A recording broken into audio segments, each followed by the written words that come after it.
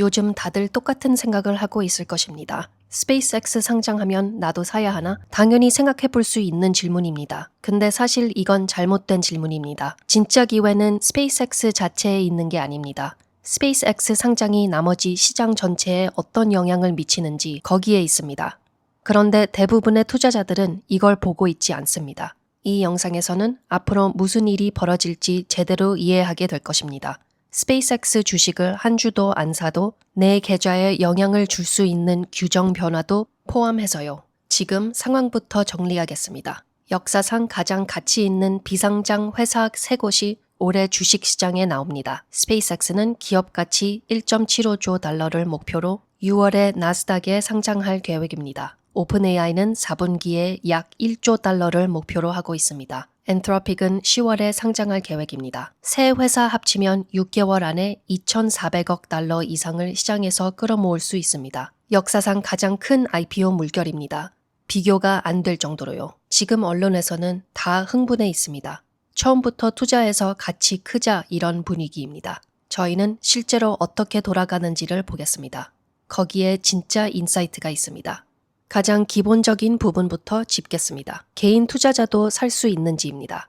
스페이스X는 어느 정도 가능합니다. 스페이스X가 좀 특이한 방식을 쓰고 있습니다. 로빈후드, 피델리티, 찰스 슈왑 같은 일반 증권사를 통해서 개인 투자자들도 직접 살 수 있게 해주는 겁니다. 기관 투자자랑 똑같은 상장 가격으로 첫날에 살 수 있습니다. 이런 경우가 거의 없습니다. 보통은 개인 투자자들은 남은 물량을 받고 거래가 시작된 후에 더 비싸게 사게 됩니다. 배려해서 이렇게 하는 게 아닙니다. 계산된 전략입니다. 머스크의 생각은 이렇습니다. 자기 회사에 끌리는 개인 투자자들은 테슬라 팬들을 생각해서 보면 상장 후에 빨리 팔 가능성이 낮습니다. 오래 들고 있습니다. 그러면 상장 후 주가가 안정됩니다.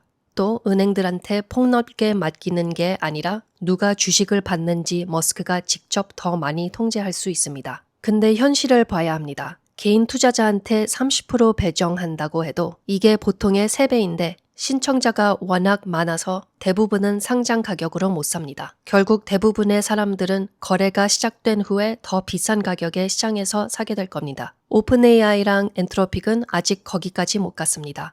일반적인 방식이라 개인 투자자는 상장 이후에 이미 가격이 오른 다음에 살 수밖에 없습니다. 이 부분을 좀 자세히 다루겠습니다. 이 얘기 전체에서 가장 덜 알려진 부분입니다. 스페이스X가 IPO 서류도 내기 전에 이미 주요 지수 회사들한테 조용히 연락하고 있었습니다. 상장 후에 주요 지수에 더 빨리 편입시켜달라고 로비를 한 것입니다. 2026년 3월 나스닥이 반응했습니다. 패스트 엔트리 규정을 만든 겁니다. 예전 규정에서는 수천억 달러까지 회사도 나스닥 100 지수에 들어가려면 최소 3개월, 많게는 1년을 기다려야 했습니다. 새 규정은 그걸 15거래일로 줄인 것입니다. 그리고 스페이스X는 뉴욕 스톡 익스체인지 대신 나스닥을 선택했습니다. 우연이 아닙니다. 이게 투자자한테 왜 중요한지 설명하겠습니다. 어떤 회사가 나스닥 100 지수에 들어오면 그 지수를 추종하는 모든 펀드가 무조건 그 주식을 사야 합니다. 선택권이 없습니다. 지수를 그대로 따라가야 하는 게 이 펀드들의 역할이니까 뭐가 들어오던 그 가격에 사야 합니다. 나스닥 100을 추종하는 투자 상품이 200개가 넘고 합산 자산이 6천억 달러가 넘습니다. 세계에서 가장 인기 있는 ETF 중 하나인 QQQ도 포함해서입니다. 스페이스X가 상장하고 15거래일 안에 그 돈이 전부 자동으로 스페이스X를 사는 겁니다. 내가 선택하는 게 아닙니다. QQQ가 나스닥 비중이 높은 인덱스 펀드 또는 대부분의 401k 기본 옵션을 들고 있다면 나도 스페이스X 주주가 되는 겁니다. 내가 원하든 아니든 간에요. 장단점이 있습니다. 장점은 이 강제 매수 때문에 초반 몇 주 동안 스페이스X 주가가 떨어지기 어려운 구조가 생깁니다. 수요가 이미 보장되어 있으니까요. 상장 초반에 주가가 오를 거라고 보는 이유 중 하나입니다. 단점은 리서치를 보면 이런 빠른 지수 편입 방식이 새로 상장하는 회사가 약 6% 많은 지금을 조달하게 해줍니다. 그 돈은 결국 인덱스 투자자들한테서 나오는 겁니다. 내가 그 가격을 맞춰주는 매수자인 거죠. 그리고 한 가지 더 짚겠습니다. 내부자들, 머스크, 초기 직원들, 초기 투자자들은 바로 팔 수가 없습니다. 보호 예수 기간이 있습니다. 보통 90일에서 180일입니다. 그 기간이 끝나는 시점이 딱 인덱스 펀드들이 강제로 사고 있는 시기랑 겹칩니다. 내부자들이 인위적으로 만들어진 수요에 팔아치울 수 있는 구조입니다. 피델리티의 베테랑 펀드 매니저는 이 패스트 엔트리 규정을 노골적인 지수 조작이라고 불렀습니다. 이 모든 게 어떻게 다른 곳에서 투자 기회를 만드는지 이제 설명하겠습니다. 핵심 구조는 이렇습니다. 새 IPO 주식을 2,400억 달러 어치 사려면 돈이 어딘가에서 나와야 합니다. 펀드가 돈을 만들어내는 게 아닙니다. 기존에 들고 있던 걸 팔아서 새로 사는 겁니다. 6개월 안에 2,400억 달러가 시장에서 빠져나가면 그 매도 압력이 특정 주식들에 떨어집니다. 크게 보면 두 가지로 나눠볼 수 있습니다. 첫 번째는 대리 주식들입니다. 스페이스X, 오픈AI, 엔트로픽을 직접 살 수 없어서 대신 샀던 회사들입니다.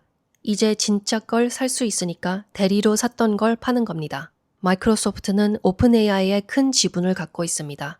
소프트뱅크는 사실상 오픈AI 비중이 높은 AI 지주 회사입니다. 둘 다 기관 투자자들이 오픈AI 대신 들고 있던 주식입니다. 오픈AI가 직접 투자 가능해지면 이 두 회사에서 돈이 빠져나올 것입니다. 엔비디아는 AI 인프라의 핵심 수혜주입니다. 오픈AI 직접 투자가 가능해지면 일부 자금이 엔비디아에서 빠져나올 수 있습니다. 로켓랩은 공개 시장에서 스페이스X와 직접 경쟁하는 유일한 회사입니다. 스페이스X의 실제 재무가 공개되는 순간 로켓랩 주가에 직접적인 압박이 생깁니다.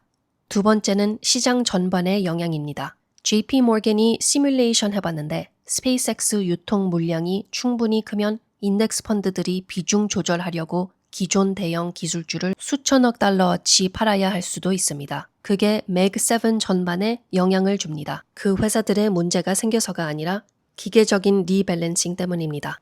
가상화폐도 마찬가지입니다. 비트코인, 에더리움, 나스닥이랑 같은 위험 자산 풀에 있습니다. IPO 쪽으로 투자금이 몰리면 코인도 그 영향을 받습니다. 신흥국 시장도 미국 IPO로 글로벌 자금이 쏠리면서 일시적으로 자금이 빠져나갈 수 있습니다. 그래서 매수 기회가 될 수 있습니다. 다만 두 가지를 알아야 합니다. 첫째, 대리 주식들이 얼마나 많이 빠질지는 보장이 없습니다.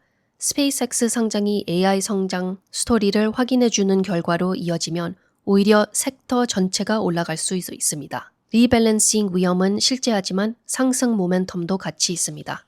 둘째, IPO 주식 자체의 더 좋은 진입 시점은 거의 항상 상장 첫날이 아닙니다. 보호 예수 기간이 끝날 때입니다. 상장 후 90일에서 180일 사이 내부자들이 드디어 팔 수 있게 되고 진짜 가격 발견이 시작되는 때입니다. IPO 초반 상승은 만들어진 겁니다. 6개월 후 가격이 시장이 이 회사들을 실제로 어떻게 평가하는지 보여주는 겁니다. 액션 아이템으로 넘어가기 전에 한 가지만 더 짚겠습니다. 스페이스X가 1.75조 달러짜리인지 숫자를 솔직하게 보겠습니다. 스페이스X는 2025년에 187억 달러 매출을 올렸고 49억 달러 순손실입니다. 1.75조 달러 기업 가치로 보면 매출 대비 약 108에서 116배입니다. 비교해보면 마이크로소프트, 애마존, 시스코가 닷컴 버블 때 최고치가 매출 대비 30에서 45배였습니다. 스페이스X는 그 2배 이상으로 책정되고 있는 겁니다. 메타는 2천억 달러 매출을 올리는데 지금 기업 가치가 스페이스X 목표치보다 낮습니다. 스페이스X는 180억 달러 매출인데요. 밸류에이션 전문가로 유명한 아스와트 다모다란 교수가 계산해봤는데 적정 가치를 약 1.2조 달러로 봤습니다. IPO 목표가보다 30% 낮은 겁니다. 그 가격에선 사고 싶지 않고 1조 달러 정도면 관심 있다고 했습니다. 낙관적인 시나리오도 있습니다. 스타링크는 독점에 가까운 반복 수익 사업입니다. 구독자 1,000만 명이 넘고 계속 늘고 있습니다. 발사 사업은 같은 규모의 경쟁자가 없습니다. 두 가지가 동시에 사실일 수 있습니다. 훌륭한 사업이면서 IPO가 너무 비쌀 수 있습니다. 마지막으로 구체적인 4가지 액션 아이템을 드리겠습니다. 첫 번째, 내가 지금 뭘 들고 있는지 확인하세요. 보유 종목에서 QQQ, VGT 또는 나스닥 비중이 높은 인덱스 펀드를 갖고 있다면 각 회사가 상장하고 몇 주 안에 스페이스X, 오픈AI, 엔트로픽 노출이 자동으로 생깁니다. 선택 사항이 아닙니다. 남이 대신 결정하기 전에 내 포지션을 아는 게 중요합니다. 두 번째, 대리 주식들을 주시하세요. 마이크로소프트, 엔비디아, 소프트뱅크, 로켓랩입니다. 6월에서 10월 IPO 물결 기간 동안 이 주식들이 의미 있게 빠진다면 자금이 IPO로 이동하면서 올해 괜찮은 진입 시점 중 하나가 될 수 있습니다. 실제 사업 가치에는 변화가 없는데 기계적인 이유로 빠지는 겁니다. 지금 관심 목록을 만들어 두세요. 빠지고 나서가 아니라요. 세 번째, 시장 오픈 후 급등할 때 따라 사지 마세요. 페이스북 IPO가 당시 가장 기대됐던 소비자 기술 상장이었는데 첫날 보합으로 끝났습니다. 상장 가격으로 배정받지 못했다면 역사적으로 3에서 6개월 기다리는 게 훨씬 현명한 선택이었습니다. 먼지가 가라앉을 때까지 기다리는 겁니다. 네 번째, 보호예수 기간 만료일을 달력에 표시해 두세요. 대부분의 개인 투자자들이 이걸 빠뜨립니다. 스페이스X가 6월 12일에 상장합니다. 거기서 90에서 180일 앞으로 세면 9월에서 12월입니다. 그때 내부자들이 드디어 팔 수 있게 되고 인덱스 펀드의 강제 매수도 줄어들기 시작합니다. 그 조합이 스페이스X가 정상적인 시장에서 어떤 가격에 거래되는지 알게 되는 시점입니다. 오픈AI랑 엔트로픽도 같은 계산을 적용하면 됩니다. IPO 날짜는 헤드라인입니다. 보호예수 만료일이 진짜 신호입니다.